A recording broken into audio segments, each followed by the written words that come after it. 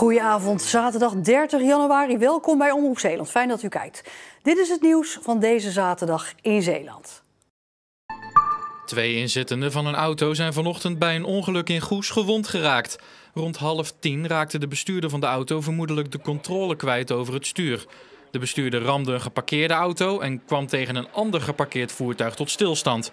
Onderweg raakte de auto ook nog een lantaarnpaal die afknapte en op een 4e auto terechtkwam. De gewonden zijn ter controle naar het ziekenhuis gebracht.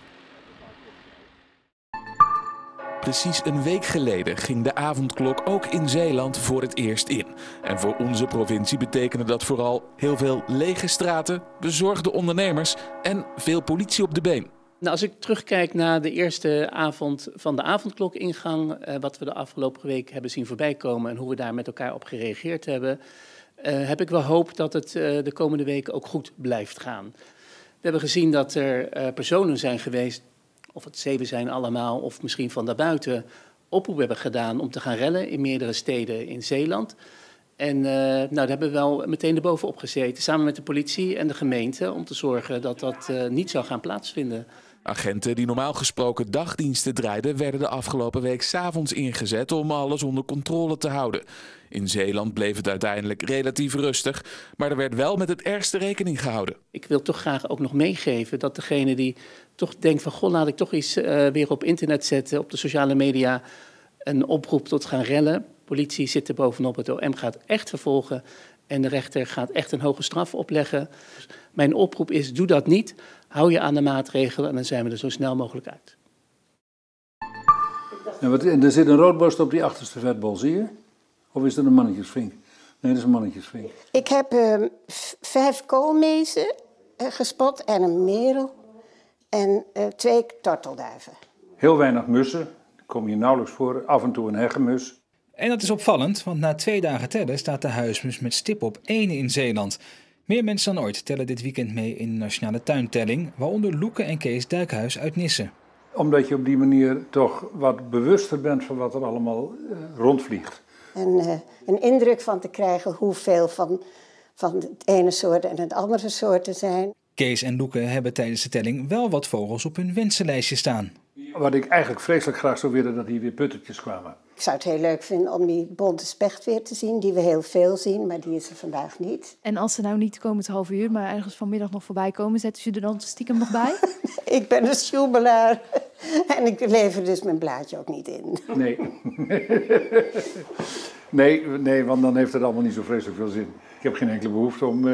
Kijk, er zit een hele mooie mannetjesvink op die tak, met die mooie roze borst. Dansen in de tuin van je dansjuf. In Goes kon het vanmiddag. De dansstudio's zijn al weken dicht door corona. Voor het financiële plaatje geen fijne bedoeling. En voor de kinderen niet fijn dat zij niet meer samen met hun dansgroep kunnen dansen. Eigenaar van een dansstudio bedacht een oplossing voor dit probleem. Veel is er onmogelijk op het moment. En ik heb gekeken wat er wel mogelijk is. En nou, dan heb je natuurlijk dat je buiten mag. Dat mag tot en met 17 jaar.